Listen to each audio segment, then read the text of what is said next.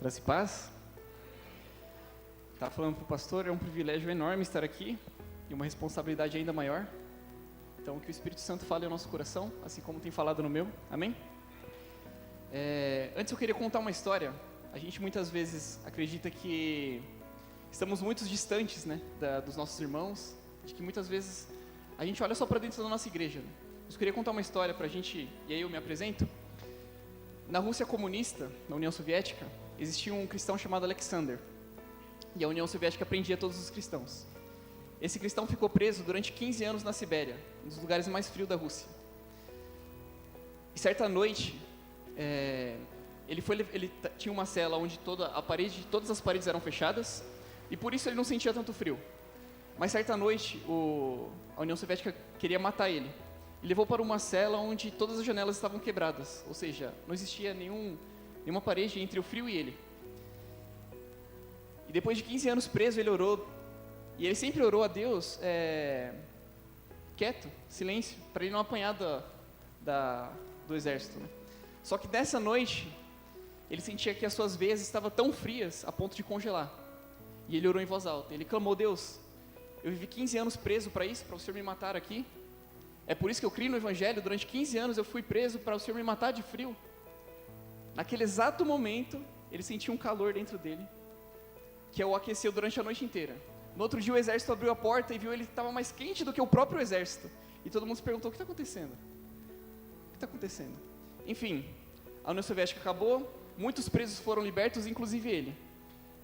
6 meses depois, ele descobriu uma coisa que tinha acontecido naquela noite. Alguém conhece a missão Portas Abertas aqui? É uma missão que cuida de cristãos perseguidos. E naquela semana, eles haviam entrado em contato com Alexander e percebido que eles estavam presos e levado para uma cela onde provavelmente seria morto. E a missão Portas Abertas enviou cartas a uma igreja lá na Filipinas, para que eles orassem por um Alexander. E o mais engraçado quando a carta chegou, a igreja falou assim: a gente já estava orando por ele 6 meses antes. Deus havia acordado cristãos da Filipinas para orar por um tal de Alexander que estava preso na Rússia. E 6 meses depois ele foi liberto. Então muitas vezes a gente acredita que o Evangelho e que o reino de Deus, a gente trabalha muito longe. Tem um missionário lá na Espanha, como o pastor citou aqui, tem um na Judéia, tem um em Jerusalém, e tem uns no confins da terra. Mas os confins da terra a gente nunca conhece. Quem aqui pode citar um missionário que está no confins da terra? Mas a verdade é que o reino de Deus é muito mais perto do que a gente imagina. O reino de Deus não se limita às nossas 4 paredes, à nossa família. O reino de Deus está muito mais perto do que a gente imagina. E de fato, o reino de Deus está aqui dentro.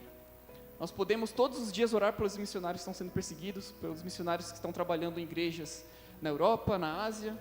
E assim o Evangelho de Deus cresce, assim o Evangelho de Deus chega a todas as nações. Amém? Me apresentando, eu sou Alex, eu tenho 23 anos, estou acompanhado da minha irmã Ana, minha mãe Marlene, meu pai Ailton. Tem me suportado durante tempos difíceis e me alegrado em tempos alegres. Tem sido meus apoios diariamente. Eu sou do presbitério de Carapicuíba, onde o pastor já fez parte, de uma igreja que ainda é congregação do Ginalice. Então estamos em processo para se transformar em igreja de fato. E eu estou há praticamente 1 ano em treinamento com a Missão Avante. A Missão Avante, quem faz parte é o pastor Flávio, da Vila Palmeiras, aqui do presbitério de vocês.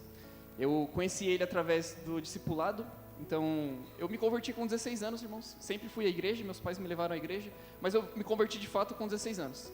Jesus me encontrou, me transformou, eu entendi a graça, passei a ler a Bíblia, ali eu me converti. Mas com 18 eu entrei para o discipulado. E ali onde meu caráter foi transformado, ali onde meus relacionamentos dentro de casa foram transformados, e ali onde meu ministério foi transformado. Então foi no discipulado que eu encontrei o chamado de Cristo para a minha vida. Foi no discipulado que eu arrumei as falhas que eu tinha, ainda tenho muitas, mas estou prosseguindo para o alvo. Foi no discipulado que Deus me chamou para a missão, e é nele que eu permanecerei até a volta de Cristo. E tenho há 1 ano estado em treinamento. Então a Missão Avante é uma missão que cuida do missionário do começo, ou seja, do discipulado, até a volta ou até Cristo retorne. Durante todo o tempo a Missão Avante está cuidando do missionário. Tem missionários na Espanha, que é para onde eu vou no ano que vem. Estarei 2 anos na Espanha aprendendo o que é ser um missionário de fato, o que é discipular em uma cultura totalmente diferente. E aí, desses 2 anos de treinamento, e depois voltarei para um projeto mais a longo prazo, né? Então, a minha ideia, eu estava conversando com o pastor, é ir para a Mongólia, onde realmente o evangelho não chegou nem a primeira vez ainda. Na Europa, o evangelho já passou há muitos anos atrás, né? A Europa vive um contexto pós-cristão. E o objetivo é eu ir aprender de fato com o missionário que já está lá, para conseguir servir a igreja, servir Deus e alcançar os povos não alcançados da melhor forma possível. É impossível a gente simplesmente ser jogado no mundo e tentar aprender alguma coisa, quando na verdade já tem missionários para nos ensinar. Então é isso que eu vou fazer, conhecer e servir. E o texto que a gente vai usar hoje é em Lucas 24. Queria que os irmãos abrissem.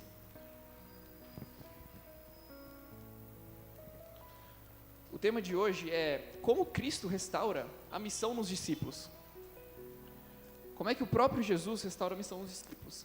E para isso a gente vai fazer um exercício aqui, que é nos colocar os sapatos dos discípulos. Quero que eu e você hoje, à noite, a gente possa se colocar no lugar deles, viver o que eles estavam vivendo, pensar o que eles estavam pensando, para que a gente possa também ter a missão restaurada em nossa vida, amém?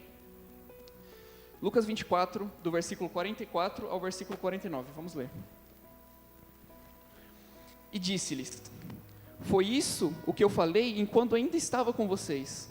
Era necessário que se cumprisse tudo o que ao meu respeito estava escrito na lei de Moisés, nos profetas e nos salmos. Então lhes abriu o entendimento para que compreendesse as escrituras e lhes disse: está escrito que o Cristo haveria de sofrer e ressuscitar dos mortos no terceiro dia, e em que seu nome seria pregado o arrependimento para perdão de pecados a todas as nações, começando por Jerusalém. Vocês são testemunhas dessas coisas, e eu envio vocês a promessa de meu Pai, mas fiquem na cidade até serem revestidos do poder do alto. Vamos orar. Deus, muito obrigado por essa noite, muito obrigado pelos meus irmãos, Pai, muito obrigado por me sentir em casa, Pai, com o teu povo, adorando o Senhor, o teu nome, Pai. Muito obrigado pela oportunidade que nós temos aqui, Senhor, de ouvir a tua palavra, Pai. E nós sabemos, Pai, de que se for só um humano falando, Pai, são palavras vazias, mas que se for o teu Espírito Santo, Senhor, confirmando palavra em cada coração aqui, tudo muda, Senhor. E por isso nós clamamos, Pai, que teu Espírito Santo venha sobre as nossas vidas, Pai, e revele aquilo que está encoberto, Senhor, e revele aquilo que não entendemos, Senhor, revele o seu plano para as nossas vidas, Pai. É no nome de Jesus que nós oramos, amém. Antes da gente seguir com o texto, vamos dar uma breve introdução do que estava acontecendo aqui. Então, Jesus havia completado 30 anos e começado o seu ministério e chamou os 12 discípulos.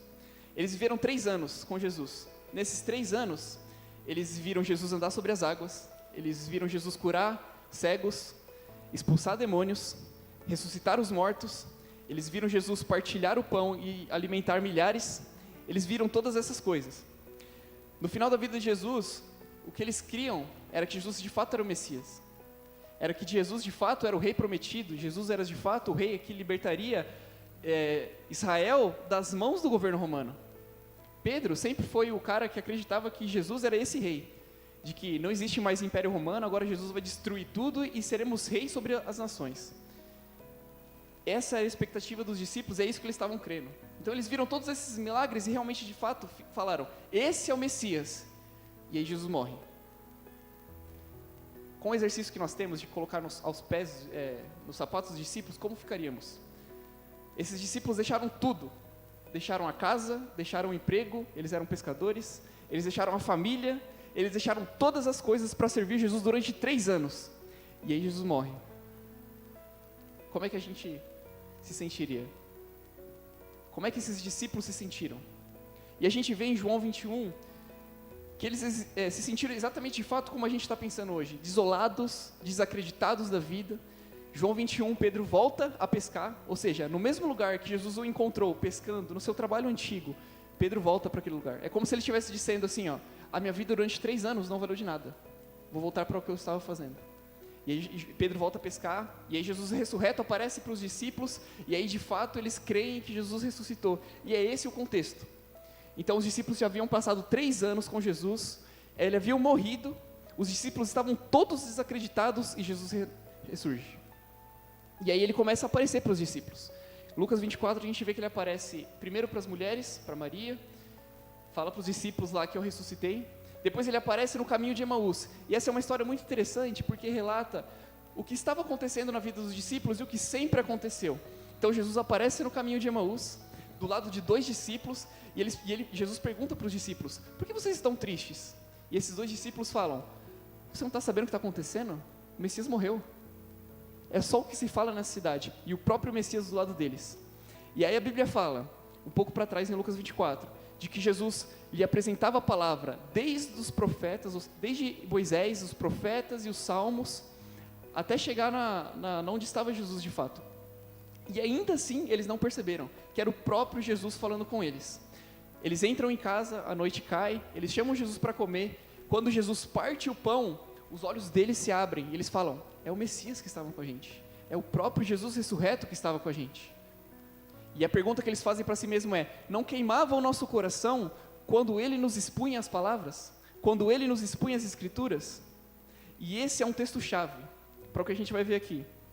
Porque de fato, o que Jesus a gente está diante das últimas palavras de Jesus aos seus discípulos. As últimas coisas que Jesus diz aos seus discípulos, a gente está diante daquilo. O que será que Jesus tem a dizer para nós, sendo as últimas palavras dele? E a gente vai ver que ele fala 2 coisas. Primeiro, é a responsabilidade e a ordenança que nós temos com a Bíblia, com a palavra de Deus. E segundo, é a nossa dependência no Espírito Santo. E já entrando em Lucas 24:44, que é o nosso primeiro versículo, Jesus começa dizendo: foi isso que eu falei quando estava com vocês. Era necessário que se cumprisse tudo o que a meu respeito estava escrito na lei de Moisés, nos profetas e nos salmos. A primeira coisa que Jesus tem para dizer para os discípulos é: tudo a meu respeito está na palavra. Tudo a meu respeito está em todas as Escrituras. Se a gente for ver Moisés, e Jesus cita Moisés de fato, Jesus diz para os fariseus: não sou eu que vou julgar vocês, Moisés vai julgar vocês. Mas se vocês crescem em Moisés, creriam em mim também, pois ele escreveu a meu respeito, em João 5. Ora, Moisés escreveu a respeito de Jesus. Então a gente vê que os 5 primeiros livros da Bíblia, foi escrito por Moisés, fala a respeito de Jesus. Depois Jesus fala assim, não só Moisés falou de mim, mas os profetas também falaram de mim. E onde é que a gente vê isso? Em Isaías 61, também citado por Jesus, quando Jesus entra no templo, ele abre o livro de Isaías e começa a ler. Foi-lhe entregue um livro do profeta Isaías. Abriu e encontrou o lugar que estava escrito: o Espírito do Senhor está sobre mim, porque Ele me ungiu para pregar as boas novas aos pobres. Ele me enviou para proclamar a liberdade aos presos e recuperação da vista aos cegos, para libertar os oprimidos e proclamar o ano da graça do Senhor. Então o que Jesus está dizendo é: além de Moisés ter falado de mim, os profetas falaram de mim. E ele continua: os salmos falam de mim. E aí os salmos, provavelmente, o que mais Jesus cita são salmos, né? E um exemplo está no Salmo 110. O Senhor disse ao meu Senhor: senta-te à minha direita, até que eu ponha os teus inimigos debaixo dos teus pés. Então está se referindo a Jesus, o qual será Senhor sobre todos os pés, amém? Então a primeira coisa que Jesus tem para dizer aos discípulos é: a palavra testifica de mim. Toda a Escritura Sagrada testifica de mim. E qual é a nossa responsabilidade diante da primeira ordenança de Jesus? Ler a Bíblia. Ler a Bíblia. Ler a Bíblia. Não existe outra forma de encontrar com Jesus, a não ser por meio da palavra. Não existe outra forma de conhecer a Deus, a não ser por meio da palavra. Não existe outra forma de se achegar a Jesus e conhecer qual é o caráter de Jesus, como eu devo me parecer com Jesus, se não for por meio da palavra. É lá que está escrito quem Jesus é lá que está escrito o que Jesus fez, é lá que está escrito a missão de Jesus. E falando sobre a missão de Jesus, a gente vai para o versículo 45 e 46, que diz assim: então lhes abriu o entendimento. E o interessante daqui é que os discípulos passaram a vida inteira sem entender muito bem o que Jesus veio fazer. Mas agora ele abre o entendimento dos discípulos. E meus irmãos, quantas vezes nós lemos a Bíblia sem entender uma palavra do que a Bíblia está dizendo? Quantas vezes nós abrimos em versículos e falamos: meu Deus, o que está escrito aqui? Não dá para a gente ler a Bíblia sem a revelação de Jesus. Não dá para a gente ler a Bíblia e tentar entender com os nossos próprios olhos se a gente não usar e a gente não necessitar da revelação de Jesus. E aí o que Jesus faz com os discípulos? Lhes abre o entendimento para que pudessem compreender as Escrituras. E ele continua: e está escrito que o Cristo haveria de sofrer, ressuscitar dos mortos no terceiro dia, e que em seu nome seria pregado arrependimento para perdão de pecados a todas as nações. O segundo ponto da Bíblia não é só conhecer Jesus, mas é conhecer o plano de Deus. Seria muito confortável para nós conhecer Jesus, ser salvo, vir a todo domingo aqui na igreja, sentar no banco e esperar a volta de Jesus. Mas não é isso que Jesus espera de nós. Não é isso que Deus espera de nós. Jesus diz que essa mensagem, ou seja, aquilo que eles viveram durante os 3 anos não foi em vão, pelo contrário, muito pelo contrário, de que o plano de Deus é de que seria pregado arrependimento para perdão de pecados a todas as nações. Esse é o plano de Deus desde o começo, meus irmãos. E a gente pode pensar, se Jesus está dizendo de que desde o começo era o plano de Deus pregar o evangelho a todas as nações, onde é que a gente encontra isso na Bíblia? E eu trouxe alguns exemplos. Em Gênesis, ou seja, em Moisés, Jesus cita, diz assim, para Abraão: abençoarei os que te abençoarem, amaldiçoarei os que te amaldiçoarem, e em ti serão benditas todas as famílias da terra.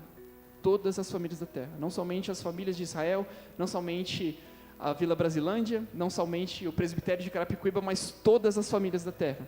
Deus está dando sinais de que o coração dele e o plano dele eterno é a evangelização do mundo. Em Salmos diz assim: para que se conheça na terra o teu caminho e em todas as nações a tua salvação. Mais um exemplo de que Deus está preocupado com missão e evangelização do mundo. Isaías diz assim: eu, Senhor, o chamei para mostrar a minha justiça. Eu o tomarei pela mão e te protegerei.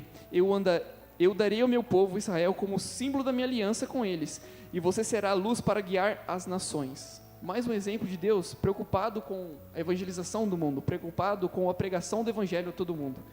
Em Joel diz assim: então, depois que eu tiver feito todas essas coisas, eu derramarei o meu espírito sobre todo tipo de pessoa, não só os paulistas, não só os corintianos, não só nós aqui, mas todo tipo de pessoa receberia o Espírito Santo. E tem muitos outros versículos, inclusive no Velho Testamento, que provam que Deus está preocupado com a evangelização do mundo, que Deus está preocupado que o evangelho alcance todas as nações, todas as nações. E uma reflexão, irmãos, muitas vezes a gente fica muito preocupado com o fim dos tempos, e de fato a gente olha para o nosso mundo hoje e fala assim, está mais perto do que nunca. Paulo na época dele também já dizia que está mais perto do que nunca. Mas existe uma evidência dos fins do tempo que a gente não percebe muito. Em Mateus 24:14 diz assim: o evangelho será pregado entre todas as nações, e então virá o fim. Nós vemos que a dependência da volta de Cristo é o evangelho sendo pregado a todas as nações. Então nós cantamos Maranata, nós oramos para que Jesus volte, nós esperamos a volta de Jesus, mas nós não pregamos o evangelho. Mas nós não abençoamos os missionários que estão tentando, de alguma forma, fazer com que o evangelho alcance todas as nações. Então, essa tem que ser a nossa preocupação. Tem uma música que diz: a única coisa que eu quero saber é o que está no coração de Deus. E tem uma frase do Oswald Smith, que é um grande missionário canadense, que ele diz assim, todos nós queremos fazer a vontade de Deus, e nós sabemos que não existe nada mais próximo do coração de Deus do que a evangelização do mundo. Qual que é a única motivo de Jesus não ter voltado ainda e levado a tua igreja? Por que ele mantém a igreja dele aqui? Nós sabemos que o primeiro é para a glória dele. Mas nós sabemos também que se Jesus voltasse hoje, nós poderíamos glorificar ele lá na eternidade. Então por que ainda a igreja aqui? Por que ele ainda não arrebatou a tua igreja? Por quê? Porque nós temos uma missão. Nós temos uma missão, que é pregar o evangelho a todas as nações, até que ele volte, até que ele volte. E é isso que nós devemos fazer, e é isso que Jesus esperava dos seus discípulos. Então eles estavam todos quebrados, desesperançosos. No versículo 38, se não me engano, desse mesmo capítulo, diz que eles estavam alegres por ver Jesus, mas ao mesmo tempo espantados. Então, o que Jesus espera desses discípulos, todos quebrados, é que eles pregassem o evangelho. E a gente vai avançando para o versículo 48. Então, se Jesus disse que o que nós precisamos é da palavra de Deus, para primeiro reconhecer quem Jesus é, e segundo, para reconhecer o plano eterno de Deus para a nossa vida, agora o que Jesus vai dizer nós precisamos do Espírito Santo. E o versículo 48 diz assim, vocês são testemunhas dessas coisas.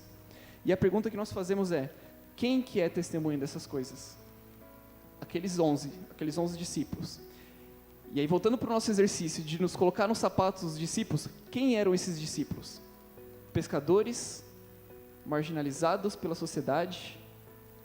A gente sabe que muitos deles eram iletrados, ou seja, eles nem sabiam escrever. porque em Atos diz, quem são esses homens que mesmo iletrados têm poder? Então os discípulos não eram diferentes de nós. Nós também temos nossas falhas, nós também temos os nossos pecados, as nossas milhares de limitações. Mas o que Jesus diz para os mesmos discípulos, com as mesmas dificuldades, é: vocês são testemunhas dessas coisas. Pegando um exemplo, Tomé, a primeira vez que alguém chegou para Tomé e falou assim, ó, encontramos o Messias, o que ele diz? Só acredito vendo. E aí, aí Jesus se apresenta para ele e fala assim, ó, Tomé, antes de Felipe te contar que eu era o Messias, eu te vi debaixo da figueira. E aí Tomé reconhece que ele é o Messias. Quando Jesus ressuscitou, as mulheres chegam para os discípulos e falam assim, ó, Jesus ressuscitou. Eles não acreditam. Tomé fala o quê? Eu só acredito vendo. E aí Jesus chega para Tomé e fala assim, ó, olha aqui ó, nas minhas mãos. Olha aqui do meu lado, a minha ferida. E aí ele come com os discípulos, mostrando que a ressurreição não é somente algo espiritual, mas ele fisicamente estava com os discípulos. E aí Tomé fala assim, ó, agora eu creio. E aí Jesus fala, bem-aventurado aqueles que nunca ouviram, mas creram. Nunca ouviram Jesus, mas creram no Evangelho. Então, esse Tomé, todo desacreditado, é que Jesus olha para ele e fala assim, ó, você é testemunha dessas coisas. Olhe para dentro de nós. Se a gente olhar para dentro de nós mesmos, nós vamos ver que nós temos limitações. Muitas vezes nós não cremos naquilo que estamos vendo. Muitas vezes os obstáculos nos parecem maior do que nós mesmos. Muitas vezes nós negamos muitas coisas a respeito do Evangelho. Mas é com nós que Jesus está falando. Jesus está falando, vocês são testemunhas. Nós somos testemunhas das coisas que aconteceram. Meus irmãos, a vida cristã não é uma vida monótona. Não é uma vida onde a gente só enche, se enche, se enche, se enche, se enche e nada acontece. Porque para os discípulos era assim, eles se encheram durante 3 anos e Jesus morreu. Não, Jesus ressuscitou. Isso faz toda a diferença em nossa vida. Tem um escritor que diz que Jesus tem 3 possibilidades. Ou ele era mentiroso, e ele contou a maior mentira do mundo. Ou ele era um lunático, ou seja, ele acreditava na própria mentira, ou ele era o Filho de Deus. E se ele é o Filho de Deus, tudo muda. Paulo vai dizer em 1 Coríntios 15, de que se a ressurreição dos mortos não existe, então de nenhum valor tem a nossa fé. A gente pode comer, a gente pode beber, e amanhã morrer, que não vai fazer diferença nenhuma. Mas, se Jesus ressuscitou dos mortos, como é que nós vivemos nossa vida? Se Jesus ressuscitou dos mortos, é o maior acontecimento do mundo todo. O que nós deveríamos fazer com isso? Guardar para nós? O que nós deveríamos fazer com isso? Vir na igreja, ouvir isso, sentar no banco e já era? Se Jesus ressuscitou dos mortos, o que Jesus espera é que nós, no mínimo, sejamos a testemunha dele. Sejamos a testemunha dele. E a gente pode achar que isso é difícil. E de fato, no mundo que vivemos é muito difícil. É muito difícil. Mas a gente vai ver que o mesmo Jesus que diz, vocês são testemunhas, ele não larga os seus discípulos. Em Mateus 24, na mesma passagem, só que em outro evangelho, diz, e eis que estarei convosco, até a consumação dos séculos. Jesus não dá uma missão e abandona o missionário. Jesus dá a missão e está com ele todos os dias. E não existe segurança melhor do que estar com Jesus, amém? Não existe segurança melhor do que estar com Jesus. Paulo chama Timóteo para a missão, e ele fala assim, ó, diante de Deus e de Cristo Jesus, que há de julgar os vivos e os mortos, eu te digo, pregue o Evangelho. O maior chamado de Paulo para Timóteo é pregue o Evangelho. E a gente olha para a vida de Paulo. Paulo foi chicoteado, apedrejado, teve naufrágio, teve que fugir de uma cidade num cesto. E o que Paulo está falando é, faça a mesma coisa, viva da mesma forma. E aos nossos olhos a gente pode pensar, Paulo está chamando Timóteo para sofrer. Certo? Aos olhos naturais, Paulo está chamando Timóteo para sofrer. Mas não existe nada mais seguro do que passar o resto da nossa vida ao lado de Jesus, fazendo aquilo que ele mandou. Não existe nada mais seguro. Jesus diz para os seus discípulos assim, ó, não tenham medo daqueles que podem ferir o corpo, mas sim daqueles que podem ferir a alma. Com Jesus a nossa alma, o nosso espírito está bem guardado, irmãos. Com Jesus, nada nos abala. Amém? Seguindo, então primeiro ele fala da palavra, ele fala assim, ó, vocês me encontrarão na palavra, se nós queremos conhecer Jesus é através da palavra. Segundo ele fala, o plano eterno de Deus, ou seja, aquilo que vai se concretizar lá no Apocalipse, está em toda a Escritura, não somente Apocalipse. Terceiro ele fala, vocês são testemunhas, não importa o quão machucado vocês estão, o quão sem fé vocês estão, o quão falhos vocês são testemunhas. No versículo 49, o último versículo do texto, ele diz: eu envio vocês a promessa de meu Pai, mas fiquem na cidade, até serem revestidos do poder do alto. E aqui Jesus dá a chave para a pregação do Evangelho. E eu quero dar um exemplo. Existe uma igreja em Portugal que surgiu com um casal. Eles eram brasileiros, foram para Portugal e eles surfavam. E eles foram morar numa praia. A estratégia deles foi o seguinte: eles surfavam com alguns amigos lá da praia, e aí eles convidavam esses surfistas para almoçar em casa, depois da hora do surf deles. E no primeiro almoço, eles reuniram surfistas para comer na casa deles. Antes de comer, eles oraram. E aí todo mundo já ficou espantado. Caramba. Acho que a Europa nunca vê isso, né? Orar antes do almoço. E assim surgiu. E a minha pergunta é: quão difícil é convidar amigos para almoçar e orar antes da refeição? Isso é ser testemunha. Isso é ser testemunha. Isso é dizer para o mundo de que nós não nos rebaixamos, nós não nos ajoelhamos a uma cultura caída, mas nós temos um Senhor. E é um gesto tão simples, que pode afetar tantas pessoas, que pode tocar tantas pessoas. Então Jesus não espera de que nós seremos mártires lá na África. Jesus não espera de que nós vamos todos aqui para a África e vamos morrer pelo Evangelho. Jesus só espera que nós sejamos testemunhas, onde quer que nós estejamos. Seja na família, seja na igreja, seja no trabalho. E assim o Evangelho se expande. E o versículo 49, Jesus diz como isso poderia acontecer. Então, nós reconhecemos que nós somos falhos, nós reconhecemos que temos limitações e nós reconhecemos que temos pecados. Então, como? Os discípulos, é engraçado porque lá em Atos, depois que Jesus ressuscita e ele vai se ascender aos céus, os discípulos ficam olhando para cima, assim, ó, tipo, nossa, ressuscitou. E aí o anjo fala para ele assim, ó, por que vocês estão olhando para o alto? Vão lá e preguem o Evangelho. Então agora Jesus está dando essa mensagem para esses discípulos. Então, como podemos ser transformados em pecadores cheios de falhas e limitações, para testemunhas do Evangelho, para embaixadores do reino, para uma nação santa, para um sacerdócio real? Como que a gente pode chegar lá? E a chave é o Espírito Santo. Jesus fala: eu envio vocês a promessa de meu Pai, mas fiquem na cidade até serem revestidos do poder do alto. E esse poder é o Espírito Santo, meus irmãos. Nada do que fizermos sem o Espírito Santo vai frutificar. Nenhum passo que darmos, nenhuma palavra que falarmos vai frutificar se não for através do Espírito Santo.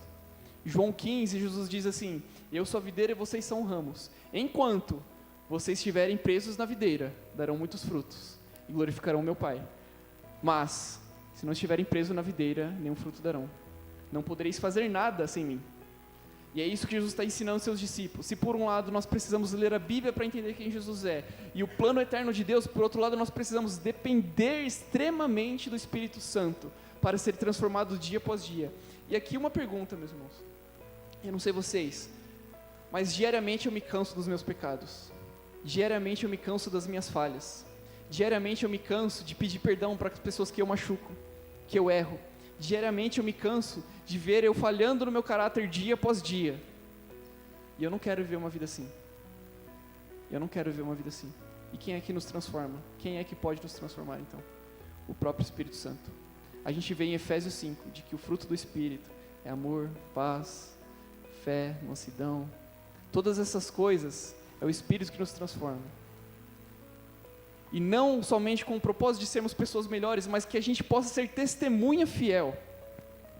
Então, uma vida com o Espírito Santo é uma vida sem mudança. Imagine nós, com os nossos erros, tira o Espírito Santo da nossa vida, tira totalmente a presença de Jesus da nossa vida. Que testemunho daremos? Que testemunho daremos? Existe uma frase que diz assim, ó: as pessoas podem falar o quão mal eu sou, mas só Deus sabe que eu sou muito pior do que elas imaginam. E essa é a verdade, meus irmãos. Aquilo que nós expressamos é mal muitas vezes, é falha de caráter muitas vezes, mas é muito pior sem o Espírito Santo. Em Romanos 1 nós vemos o que acontece quando Jesus tira e quando Deus tira a sua presença. E ele fala assim, ó: por isso Deus os entregou aos desejos mais impuros. E essa é a nossa realidade. O ser humano caído, sem a presença de Deus, é entregue aos desejos mais impuros. Nós fazemos todo tipo de maldade sem a presença de Deus, mas com o Espírito Santo muda todas as coisas.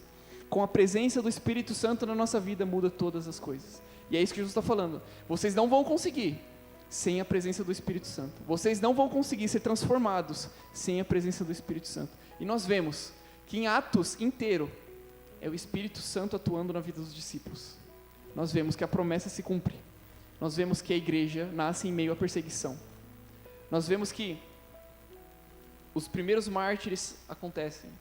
O único discípulo que não morreu sendo mártir foi João, que morreu de velhice.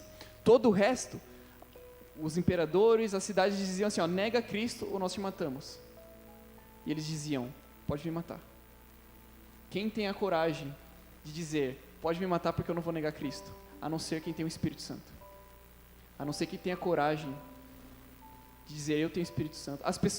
É legal porque eles começavam a pregar e aí as pessoas diziam assim, quem são esses homens com tanto poder se eles eram iletrados, se eles não tinham sabedoria nenhuma, se eles não conheciam nem a Bíblia, quem são esses homens? E aí um responde, certamente eles estiveram com Jesus. O que nos torna conhecidos e sabendo que nós caminhamos com Jesus é o Espírito Santo, que nos guarda dia após dia, que nos transforma dia após dia, que nos faz ser a semelhança de Jesus. E aí o Espírito Santo é importantíssimo, porque Jesus vem falando desde João 14 sobre a presença do Espírito Santo. Ele fala assim, é melhor que eu vá.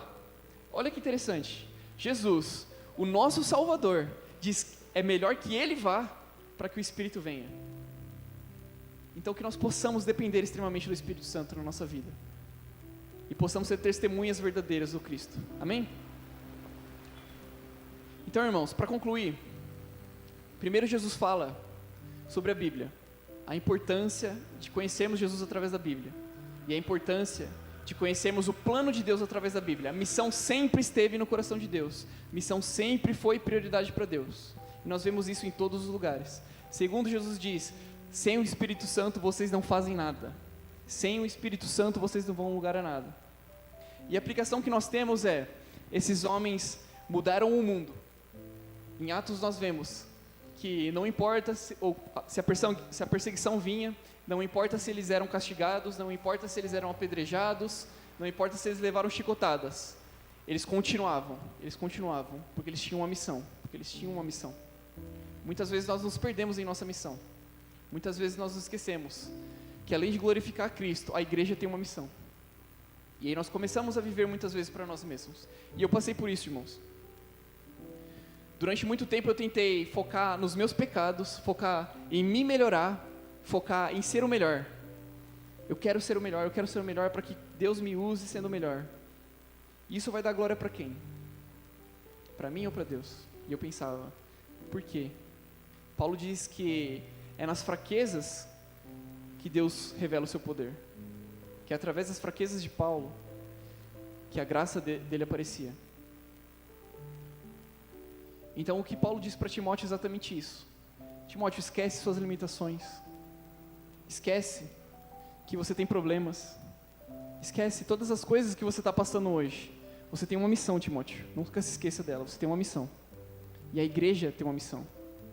Nós somos chamados a ser testemunhas no mundo totalmente caído, irmãos. No mundo que nega Cristo. Mais do que isso, impede que o evangelho chegue às pessoas. Nós vemos isso na rede social. Nós vemos isso na televisão. Nós vemos isso na nossa cultura, dentro das escolas. Nós vemos isso em todos os lugares. Tudo nos impede de pregar o evangelho. Mas se fossem os discípulos no nosso lugar, tudo que eles fariam era pregar o evangelho. Tudo que eles fariam era pregar o evangelho. Que nós possamos ser transformados. Porque de fato somos pecadores, somos pessoas muito falhas. Esses dias eu estava lembrando de um acontecimento que pode ser engraçado, mas se a gente pensar, a gente faz muito isso. Eu estava conversando num acampamento com o preletor, e ele tinha vindo de muitas pregações. E ele estava muito cansado naquele acampamento, já era tarde, e ele estava conversando comigo, eu sentado do lado dele. E ele conversando comigo, ele falando, do nada ele parou de falar. Eu achei estranho, eu olhei para o lado, ele estava dormindo. Ele dormiu no meio da fala dele. E eu te pergunto, quem faz isso? Qual foi a última vez que você estava orando e você pegou no sono? Muitas vezes nós fazemos isso com Deus e nem percebemos, sabe? Muitas vezes nós começamos a orar ou ler a Bíblia e nos distraímos. E aí eu imagino Deus olhando pra gente assim: ué, era você que estava falando, era você que estava concentrado. Mas mesmo assim, Jesus fala: vocês são testemunhas. Então devemos nos erguer das nossas limitações, nos erguer das nossas falhas e aceitar o nosso chamado. Cada um aqui tem um chamado. Talvez não para ir para longe, porque se todo mundo for para longe, aí não fica igreja na Vila Brasilândia, né? Mas cada um aqui tem um chamado no seu trabalho, na sua família, no seu bairro, na sua rua. Cada um aqui pode alcançar uma alma, cada um aqui pode ser testemunha daquilo que Cristo tem feito na sua vida. E você não precisa de mirabolantes, de pregações gigantes e palavras difíceis. Você precisa contar o seu testemunho. Como é que você se converteu? Como é que Cristo te encontrou? O que Deus fez na sua vida?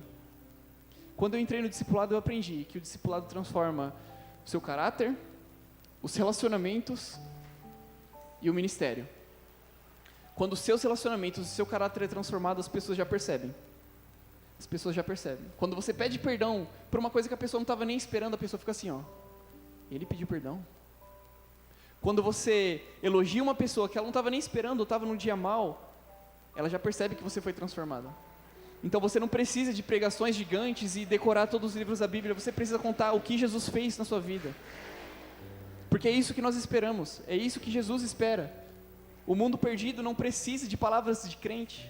O mundo perdido não precisa de, por exemplo, um templo simplesmente. O mundo perdido precisa de testemunhos do Evangelho, daquilo que Cristo fez na nossa vida.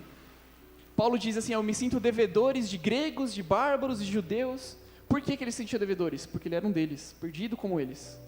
Nós éramos perdidos, como os nossos amigos, como os nossos colegas do trabalho, como a nossa rua, como o nosso bairro. Nós estávamos perdidos. O que vamos fazer? Simplesmente aceitar e deixar eles morrerem? Cristo nos chama para ser testemunha nesse mundo.